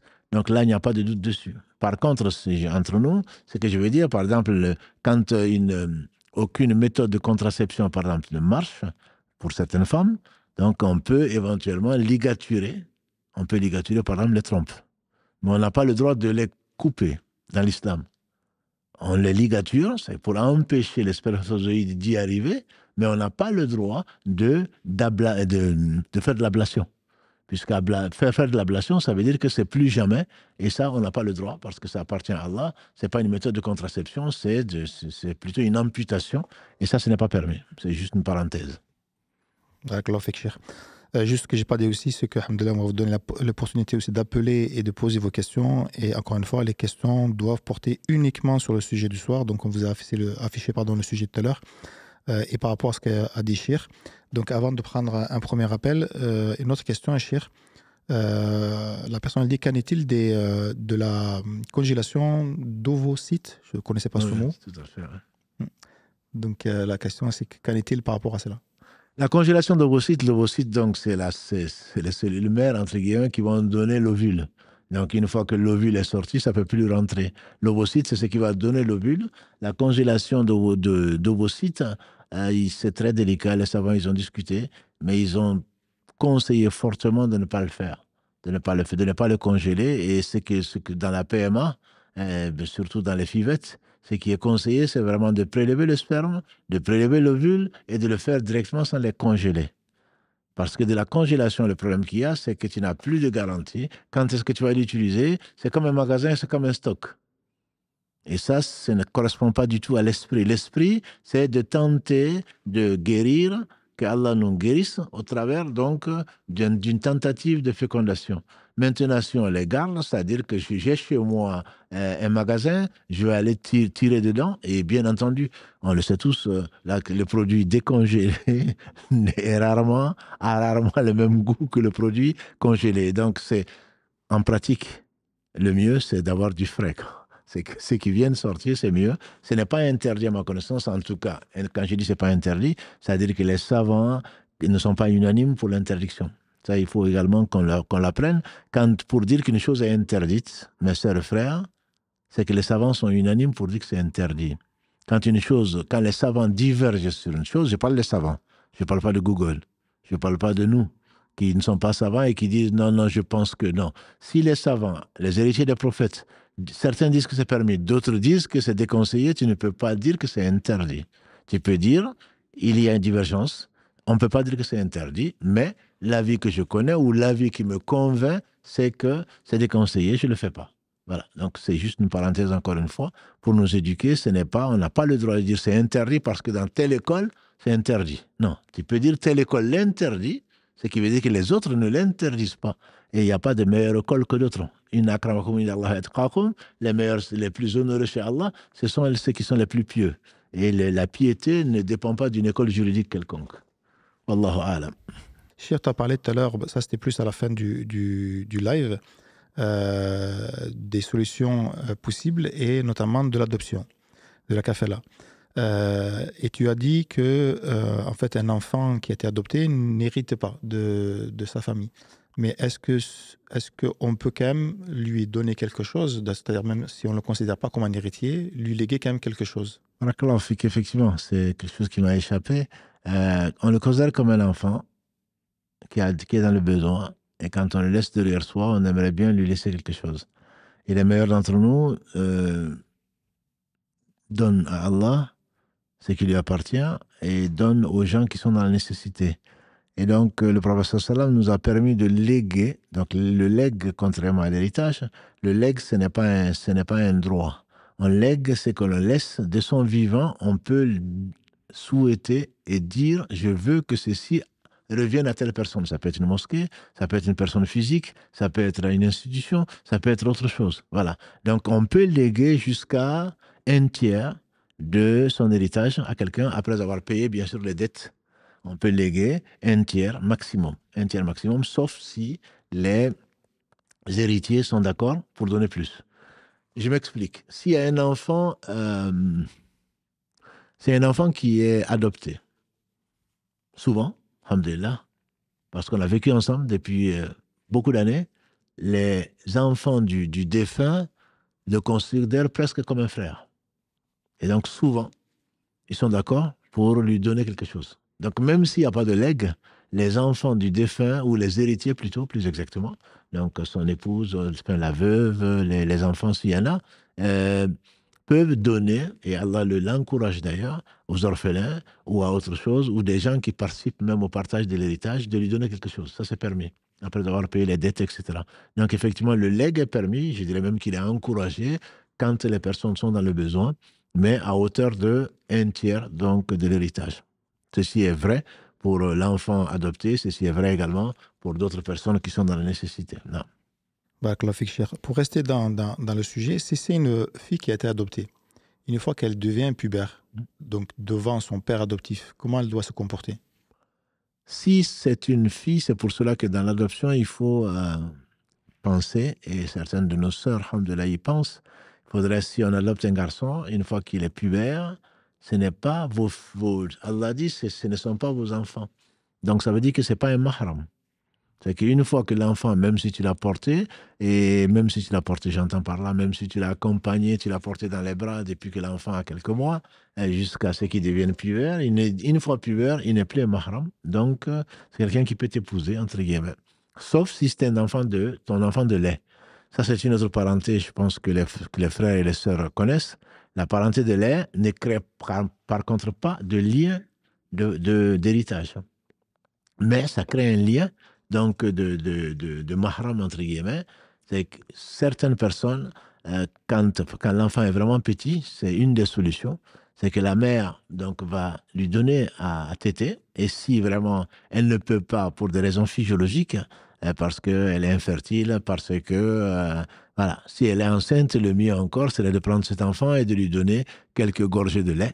Ça dépend, les savants disent au moins de quoi remplir son petit ventre. 5 tétés semble être un bon chiffre, mais toujours est-il que l'enfant doit d'avoir moins de 6 mois par an pour que vraiment il ait absolument besoin de lait. Pas quand il a 2 ans et le faire téter alors qu'ensuite il se lève pour aller chercher un bonbon. Voilà, donc pas du tout, c'est quand il en a vraiment besoin. Le fait de l'allaiter crée donc un lien de parenté, donc ça devient ton fils ou ta fille adoptive, auquel cas c'est les mêmes règles d'un point de vue mahram, c'est les mêmes règles que tes propres enfants.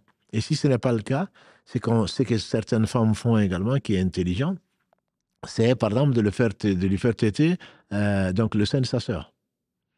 Donc une fois que l'enfant tète le sein de sa sœur, on devient sa tante adoptive. Et comme on devient sa tante, donc on a les mêmes interdictions, entre guillemets, même si ce n'est pas soi-même qui le fait. Voilà, ça, ce sont des techniques, entre guillemets, pour effectivement que quand l'enfant, fille ou garçon, va grandir, qu'il n'y ait pas donc cette gêne, alors qu'on l'a éduqué, alors qu'on l'a vu dans tous ces états, et que maintenant, la personne commence à se couvrir devant soi, ou qu'on doit se couvrir devant la personne, etc. etc. Non.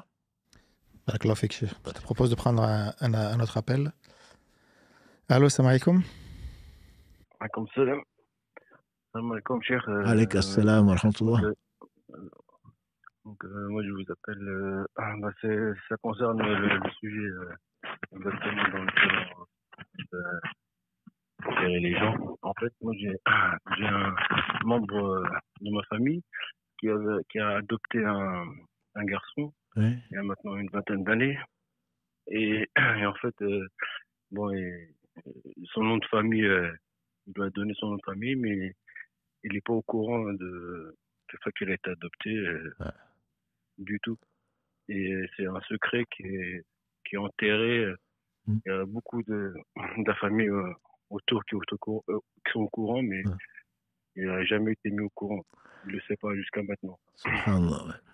Non, mais tu fais bien. Et comme moi, et en fait, je voulais savoir exactement que, comme moi, je le sais, est-ce que, comment dire, je suis dans, on va dire, dans le haram, non, c'est pas comment on peut dire le haram, mais Ouais.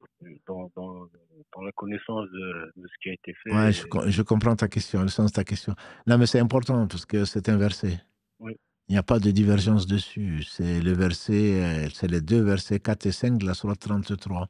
Je pense que c'est grave. Si Allah dit qu'il faut le dire, comment cet enfant-là, comment est-ce qu'il va réagir quand il va comprendre que son père, entre guillemets, adoptif n'est pas son père, que sa mère adoptive n'est pas sa mère. Et parfois même dans la famille, c'est l'enfant de l'oncle, c'est l'enfant du frère du père, mais on dira, parce qu'on l'a pris très tôt, on dira que c'est pas son père, il connaît même pas son père, il connaît pas sa mère non plus.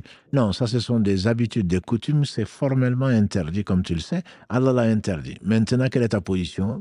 La position est que est-ce que tu es complice de cela? Je dirais non si tu n'approuves pas ça. Et je dirais non à condition que tu dises voilà ce que j'ai découvert, et même si tu l'as découvert il y a 10 ans, voilà ce que j'ai découvert, voilà ce que le Coran en dit, voilà ce que l'islam en dit. Il faut absolument le lui dire. Comment, je ne sais pas, mais il faut le dire. Il faut que tu conseilles tes parents. Il faut que tu conseilles ces personnes qui ont fait ça, il faut les conseiller, pas bien de la meilleure façon, bien sûr, de façon gentille, mais c'est à eux de lui dire. C'est à eux de lui dire, parce que le jour où il va apprendre ça, c'est comme le Père Noël, quoi. Quand l'enfant comprend que le Père Noël, c'est une arnaque, et que les parents l'ont trompé, et qu'il ne descend pas par la cheminée, et que ce sont les parents qui achètent les jouets, mais quel effet ça fait? Non, ça, ce n'est pas, c'est pas correct. C'est pas correct. Moi, je prie pour eux. Peut-être qu'ils ne le savent pas non plus, hein, peut-être. Hein. Mais imaginons qu'ils ne le savent pas, tu les informes de la meilleure des façons. Et si tu crains, parce que ce sont tes parents que tu les choques, ben passe par l'imam, passe par qui tu veux, pour faire une khutbah dessus, ou pour les informer de la meilleure façon, sans qu'ils sachent que c'est toi qui les fais. Et Inch'Allah, Allah te récompensera donc pour le bien que tu as voulu faire, parce que c'est formellement interdit. C'est interdit. ouais, ouais. C'est très, très, trop dur même même le fait d'y penser, d'aborder le sujet, c'est quelque chose c'est très, très lourd. Pourtant, je sais que on doit pas donner le nom, on doit pas, Ah. il faut le dire, mais c'est tellement enterré, ça Ouais, mais fait, ça fait je plus peux comprendre. de 25 ans. Le professeur Sallam nous dit celui qui voit un fait blâmable qui le change de sa main, s'il ne peut de sa langue, si au moins s'il ne peut de son cœur. Donc toi, tu es au stade du cœur. Alhamdulillah, c'est déjà ça. Tu n'es pas complice de la situation puisque tu ne l'as pas accepté. Mais mieux encore, je te conseille de passer par des moyens que tu peux pour atteindre, pour leur dire au moins, peut-être que toi tu le sais, mais peut-être qu'ils ne le savent pas. Et s'ils le savent, il faudrait quand même le rappeler. Le rappel profite aux croyants pour qu'ils changent de position et qu'ils disent la vérité à cet homme maintenant, qui a 25 ans. Ce n'est plus un gamin, quoi. Ouais, non, non, ouais. Barakallah fik pour mon frère pour la question. Non, non, barakallahu fik. Merci. Allah yarfik, mon frère. Juste pour rester encore dans le thème une question qui reste dans le thème, la personne elle dit si on a on veut adopter un enfant ou si on l'a adopté et qu'il n'a pas de nom, donc on ne sait pas son nom, alors est-ce qu'on peut lui en donner un? Il est là le problème. Les enfants nés sous X, parfois les mères, parce qu'elles l'ont eu dans un cadre qui n'est pas légal, par fornication ou par autre chose, ils l'abandonnent, ils s'en vont. On n'a pas de nom, il n'y a rien. Bon, s'ils ont même priorité, entre guillemets, le service social le recueille, et on doit lui donner un nom, forcément. On doit lui donner un nom. Mais il faut lui donner un nom c'est un nom qui est le plus neutre possible, entre guillemets. Mais il ne faut surtout pas lui donner son nom à soi, comme on le fait dans certains pays que je ne vais pas nommer, parce qu'ils disent que pour qu'il soit bien intégré. Est-ce qu'ils savent où c'est Allah qui sait? Ils disent que pour que l'enfant ne se sente pas exclu dans la famille, il faut qu'il ait le même nom. Même s'il n'hérite pas, non, il n'a pas le droit d'hériter, quitte à rajouter que c'est un enfant d'adoption, le marquer. Non, il faut lui donner un nom, je ne sais pas, en français on appelle tout le monde Dupont ou Durand. Dans un pays, je ne sais pas quoi, si tu l'appelles Ibn Nas, peu importe, l'enfant des gens, ou autre chose. Il faut lui donner un nom qui ne soit pas ton nom, ça c'est sûr, ça c'est interdit, et qui ne soit pas non plus le nom de quelqu'un que tu connais, parce que c'est faux, ce serait un mensonge. Et il faudrait y trouver un nom, une formulation. Il y a tellement de prénoms et de noms au bled en particulier. Il faut composer un nom, il faut y réfléchir et Inch'Allah, Allah va nous inspirer sans mentir un nom. Il faut lui donner un nom, c'est sûr. Il n'y a pas le choix. Hein. pour son acte de naissance, s'il va à l'école, si je ne sais quoi d'autre, il aura besoin d'avoir un nom, une carte d'identité, un passeport et tout ce qu'on veut. Il a besoin d'un nom. Donc, il faut lui donner un nom. Simplement, ce nom doit être, on peut l'inventer, hein, mais on peut lui donner un sens également, comme je dis, Bintinas, donc la fille des gens, c'est comme ça qu'elle s'appelle. Elle va se poser des questions. Non, mais au début, on va pas se poser des questions. Pourquoi je m'appelle Bintinas? À ce moment-là, on va discuter plus tard. Quand la personne va se poser cette question, pourquoi dans cette famille, tout le monde s'appelle, je ne sais pas, comme ça, et moi, je m'appelle comme ça. On va lui dire très simplement parce que tes parents, toi, tu es quelqu'un de particulier, qu'on aime bien, que ceci, sans rentrer peut-être dans le détail, tant qu'il ne comprend pas, mais il faut surtout qu'on le traite bien, quoi. Qu'on le traite bien et qu'il sache qu'en tout cas, c'est des gens qui l'aiment, mais ce n'est pas leur père, c'est pas son père ni sa mère. Barakallahu fik, Cheikh. Un autre appel, Karim? Allô, salam alaikum. Oui, alaikum salam. Vous êtes en direct, on vous écoute, Inch'Allah. Oui, salam alaikum, Cheikh. Alaikum salam wa rahmatullah.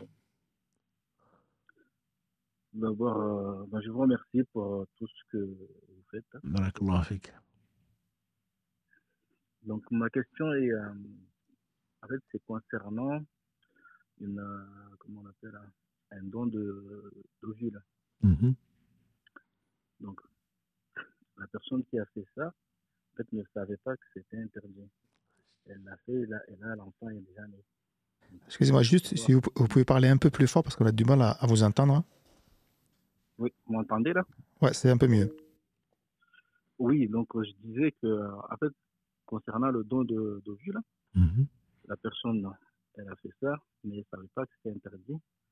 Et là, maintenant, l'enfant est déjà né. Et quand l'enfant est né, elle a découvert que c'était interdit. Donc, comment ça se passe quand c'est comme ça? Alhamdulillah. Allah ne nous en veut pas si on se trompe ou si par ignorance ou par oubli. Donc, il faudrait que nul n'est censé ignorer la loi. Donc, elle devrait le faire avant de le faire. Ça, c'est pour moi, pour toi, pour tout un chacun. C'est une chose qui est importante. Donc, si elle mourait dans cet état, je ne sais pas ce qui serait arrivé. Elle doit se repentir. Elle doit se repentir. Oh Allah, je ne savais pas. Je l'ai fait. Je sais que tu es miséricordieux et que je ne savais pas du tout. Et tu es témoin que si je savais, je ne l'aurais pas fait. Donc, il faudrait au moins qu'elle demande pardon à Allah. Et il faudrait également qu'elle l'avoue. Pour moi, il faut qu'elle l'avoue à je ne sais pas à qui. Je sais pas, elle a donné le vul à qui. Je ne vais pas rentrer dans le détail, puisque ceux qui te connaissent vont comprendre, vont savoir qui tu es et peut-être faire le rapport avec la personne. Mieux vaut pas rentrer dans le détail là, mais il faudrait qu'elle rectifie. Parce que c'est qu'on peut changer, il faut changer. C'est qu'on ne peut pas, on ne peut pas. L'enfant est né, alhamdulillah, qu'Allah le bénisse. Encore une fois, ce n'est pas parce que l'enfant est né ou qu'il est illégitime ou quoi que ce soit que ça va conditionner que l'enfant aille au paradis ou en enfer. Ou qu'il ne faut pas le respecter. C'est juste une parenthèse. Il faudrait vraiment... La créature est une créature de Dieu. Toute créature a des droits et des devoirs. Et donc cet enfant n'y est pour rien. Il n'a pas choisi son père, il n'a pas choisi sa mère. Donc il faut respecter cet enfant comme il faut respecter tout chacun. Mais là, il faudrait que la personne sache, la personne, si c'est don d'ovule, comme tu as dit, ou d'ovocyte, et que finalement le père n'est pas, ou la mère n'est pas vraiment la mère, il faudrait au moins en discuter avec eux, qu'ils sachent, et s'il faut changer de nom, il faut changer de nom.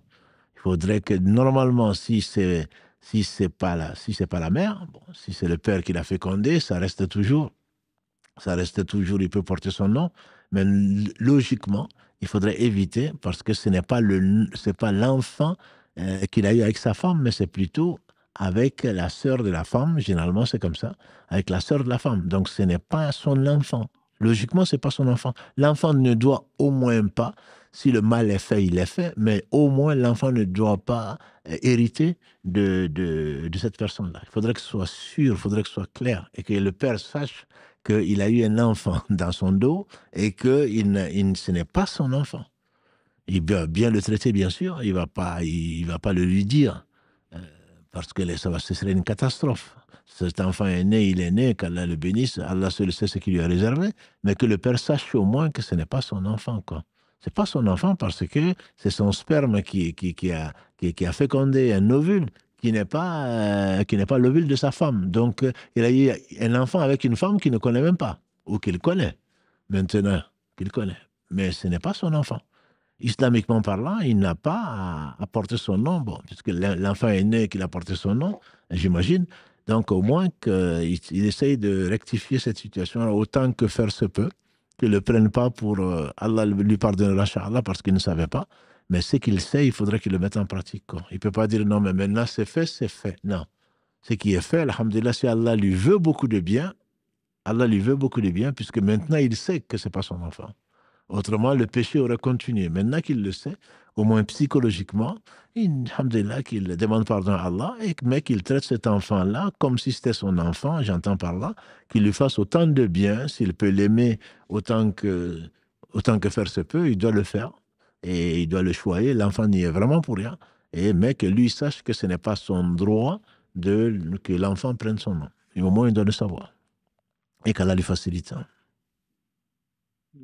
Barakallahu fik, Cheikh. Barakallahu fik pour l'appel, mon frère. Salam alaikum. Allah yafik. Cheikh, cette question, ce qui peut être intéressante, en tout cas de ce que j'en ai compris, est-ce que c'est aussi qu'une personne est malade, donc soit stérile ou même touchée d'une autre maladie, est-ce qu'on peut refuser de la marier ou lui conseiller plutôt de ne pas se marier? C'est une bonne question. C'est une bonne question. Au moins, on doit avouer. Quand on sait, on doit l'avouer. Alhamdulillah, l'amour est fou, comme disent les jeunes. Donc, si on aime vraiment beaucoup la personne, ce n'est pas pour l'enfant. Voilà, c'est bien pour autre chose.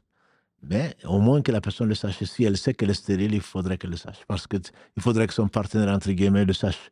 Parce que sinon, ensuite, ça va être des problèmes. Si elle cache ça, c'est un vice caché. Quand je dis vice, ce n'est pas dans le sens négatif du terme, mais c'est une chose, si elle le savait, il faudrait qu'elle le dise. Elle a caché la vérité de crainte que la personne ne l'épouse pas. Que ce soit le partenaire féminin ou que ce soit le partenaire masculin. On n'a pas le droit. On n'a pas le droit de se marier, de cacher quelque chose qui pourrait conditionner l'accord donc de ce contrat-là. Là, on n'a pas le droit. On n'a pas le droit. On peut très bien se marier tout en sachant que Allah fait ce qu'il veut, mais qu'on est stérile. C'est pas un souci. Ça, c'est permis. Par contre, il faudrait que son partenaire le sache et qu'il accepte. À partir de ce moment-là, la personne n'a pas de péché. Et il se peut que Allah lui donne, je l'ai déjà dit même sur cette antenne, entre guillemets, je connais une femme, elle a adopté 2 enfants. Elle a été pour adopter le 2e enfant, elle est tombée enceinte. Alors qu'elle avait tout fait. Elle avait tout fait pour l'avoir, elle n'a pas pu. Et naturellement, quand elle était partie dans un pays que je ne nommerai pas, elle a été pour adopter le 2e enfant, qu'on lui a accordé d'ailleurs, c'est là où elle est tombée enceinte. Donc elle a deux enfants adoptifs, entre guillemets, et qu'elle a adoptés, et un enfant qui est l'enfant de son mari.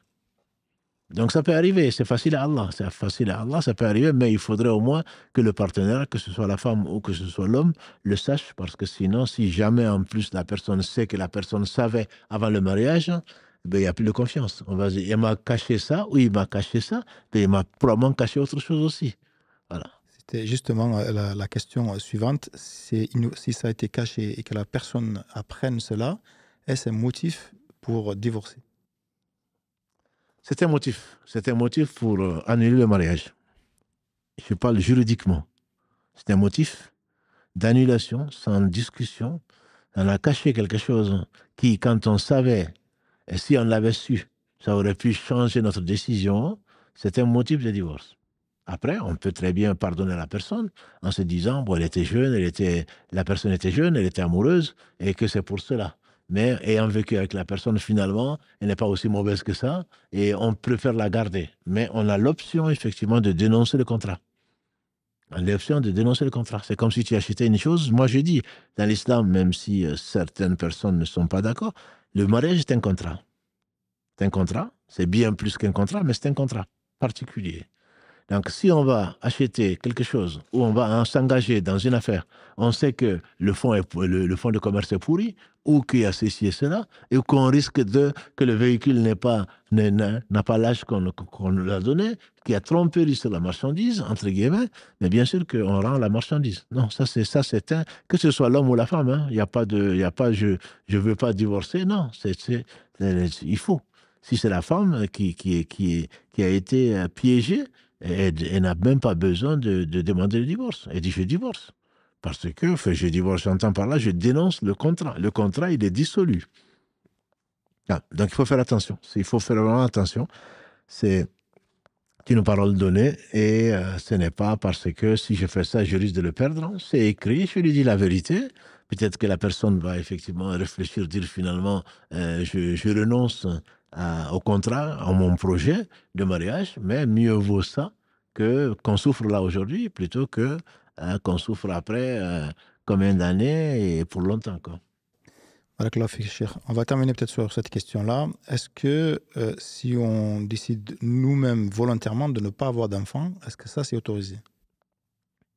Dans l'islam, on a dit encore une fois, c'est la contraception, quand elle a fait, si on décide de ne pas avoir d'enfant, ça dépend quoi. On ne va pas faire une ablation, comme on l'a dit tout à l'heure. On ne va pas faire une ablation de l'utérus ou l'ablation des trompes pour ne pas avoir d'enfant. Là, c'est un crime. C'est un crime contre soi. On n'a pas le droit, le corps a le droit sur nous. Maintenant, prendre une contraception pour ne pas avoir d'enfant, ce n'est pas permis. Ce n'est pas permis. Et encore une fois, dans notre monde moderne, on veut maîtriser son corps. Très bien. Mais tu auras ce qu'Allah subhanahu wa ta'ala donc a décrété. On n'est pas là dans un monde où on a un enfant quand on veut, on fait ce qu'on veut, on fait pas ce qu'on veut. Voilà, moi j'en veux deux et ensuite je fais ablation de ceci ou cela. Non, on n'a pas le droit. Le mariage va automatiquement avec la maternité si Allah le donne. Voilà, islamiquement c'est comme ça. Après, on a dit, alhamdulillah, Allah est généreux, il est miséricordieux pour des raisons de vie, des raisons de santé, pour étaler les naissances, c'est pour mieux les éduquer, surtout. Allah permet donc la contraception. Ça, c'est connu depuis très longtemps et on a dit que même du temps du prophète sallam, des gens le savaient, alors qu'il y avait la révélation, Allah ne l'a pas interdit. Mais le mieux, c'est vraiment de connaître son Seigneur, de lui faire confiance et il ne fait que le meilleur. Bon, bien entendu, on prend les précautions, mais les précautions ne vont pas changer le destin. Donc, on n'a pas le droit de se marier en disant « moi, je ne veux pas d'enfant ». Notamment, il y a des sœurs qui se plaignent de maris qui refusent, carrément, qui refusent parce que non, moi, là, actuellement, je ne peux plus. Non, j'en ai deux, ça suffit. Ou je ne sais quoi d'autre. Ou qui n'en a pas encore, je veux avoir un enfant, il faut le supplier, il ne veut pas. Non, ça, on n'a pas le droit. Si elle veut divorcer, elle a le droit de divorcer, parce qu'on ne peut pas refuser un enfant à une femme, ni à un homme d'ailleurs, sans raison. Sans raison. Donc il faudrait que la raison soit légitime d'un point de vue shara. On ne va pas rentrer dans le détail, mais ce n'est pas parce que moi je ne veux pas maintenant, etc., etc. Ça, sauf si c'est pour des raisons de maladie ou autre. En tout cas, il faudrait que ce soit bien motivé et acceptable comme raison d'un point de vue religieux. Barakallahu fik, Cheikh, en tout cas pour tous ces enseignements. Alhamdulillah, il y a encore des questions qui ne sont pas forcément, on l'a dit, un rapport, mais même s'ils ne sont pas très très loin du sujet, mais je pense qu'on n'aura pas le temps de toute façon, il est déjà 23h30. Ouais. Et donc, Inch'Allah, on va te laisser terminer et puis donner rendez-vous pour les prochains lives, Inch'Allah. Barakallahu fik, Cheikh. Jazakallah khair, Mohamed. Barakallahu fik, Karim. Pour les auditeurs également, pour votre fidélité et votre confiance. Comme je dis souvent, ça n'a pas de prix.